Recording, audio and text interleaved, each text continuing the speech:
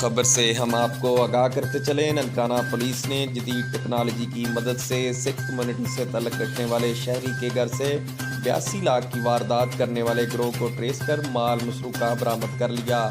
RPO شیخ پورہ Mirza Farhan bag نے بتایا کہ پولیس نے بین الاضلاعی ٹکٹ گینگ کے سرگنا کو 2 ساتھیوں سمیت گرفتار کر لیا۔ ننکانہ پولیس نے جدید ٹیکنالوجی کی مدد سے سکھ کمیونٹی سے تعلق رکھنے والے شہری کے گھر سے 82 لاکھ کی واردات کرنے والے 2 گروہ کو ٹریس کر مال مسروقہ برآمد کر لیا۔